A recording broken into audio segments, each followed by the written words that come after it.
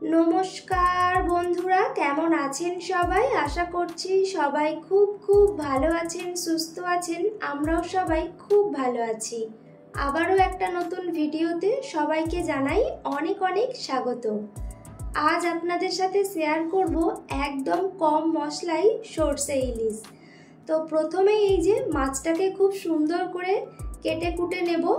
আর আমি না এখানে আজকে মাছটা কাটার পরে একদমই জল দিয়ে ধোবো না, তাই আমি এখানে পুরো ভালো করে আঁশটাকে ছাড়িয়ে নিয়ে ভালো করে মাছটাকে ধুয়ে নিয়েছি।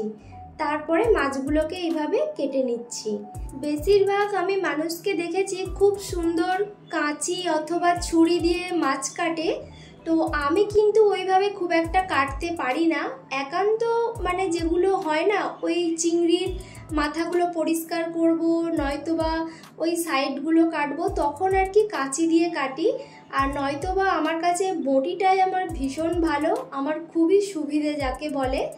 তো তাই আমি বটি দিয়েই খুব সুন্দর করে কেটে নিচ্ছি। আর এই বটিটা আমি দেশ থেকে নিয়ে এসেছিলাম আজ থেকে প্রায় ঠিক 2 বছর আগে। তো এখনও আমার বটিটা এত সুন্দর আছে আর খুব সুন্দর ধার। তো বড় মাছ হলে বাইরে থেকে কেটে নিয়ে আসি, আর যখন ইচ্ছে হয় তখন আর কি ছোট মাছগুলো বাড়িতেই কাটি আর কি। মাছ কাটা তো মোটামুটি শেষ। আর মাছের ভিতরে যে তেল পোটা রয়েছে, মাছের কানকো মাথাটা, এগুলো হচ্ছে সরিয়ে রাখবো।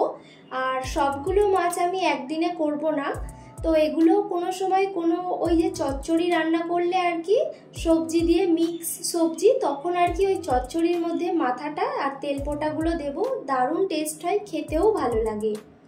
তো এই যে এখানে আমি 4 পিস মাছ নিয়েছি।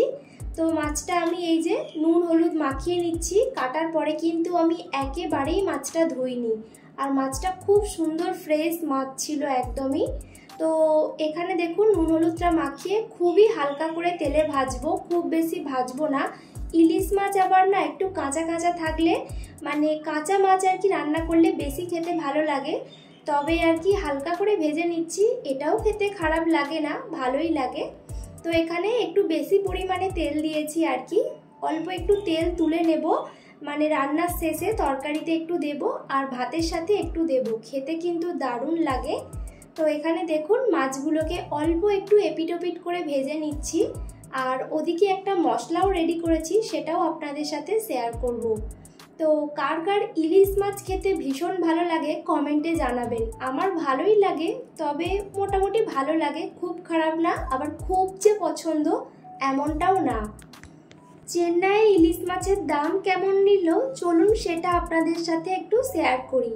মোটামুটি 800 থেকে 900 গ্রাম ওজনের মাছটা ছিল ওই 1500 থেকে 1600 টাকা কিলো।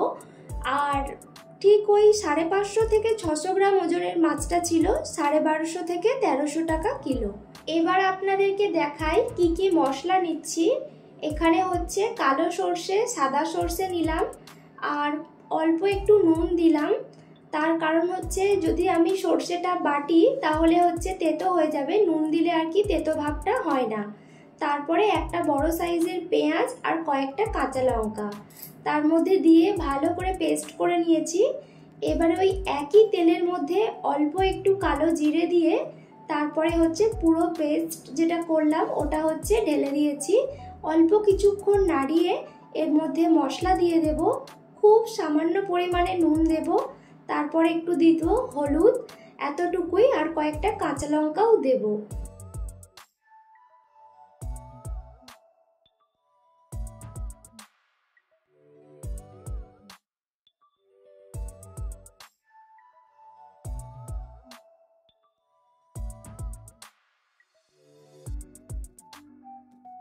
মোটামুটি দেখুন মশলাটা কিন্তু একটু আমার তেলের মধ্যে কষানো হয়ে গেছে। তারপরে ওই যে মশলার যে বাকি জলটা ওটাও কিন্তু দিয়ে দিলাম, ওটা কিন্তু একেবারেই ফেলিনি আমি। তো এবার দেব কয়েকটা কাঁচা লঙ্কা, দিয়ে পরিমাণে অল্প একটু জল দেব, দিয়ে মাছগুলো দিয়ে দেব, দিয়ে অল্প কিছুক্ষণ ফুটিয়ে নামিয়ে নেব। খুব বেশি ঝোল করব না, একটু শুকনো শুকনো করব, খেতে কিন্তু খুবই ভালো লাগবে।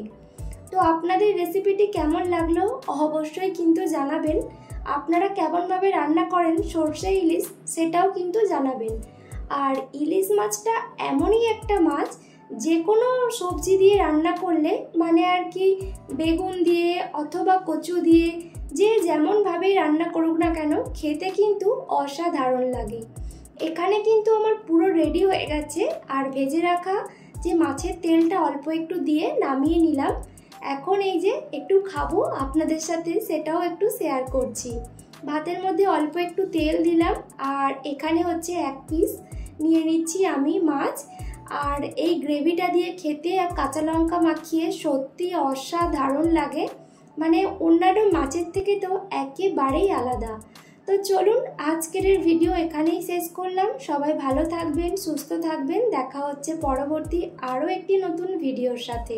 আর ভালো লাগলে অবশ্যই একটি লাইক করবেন, চ্যানেলটি সাবস্ক্রাইব করবেন। সবাইকে টাটা।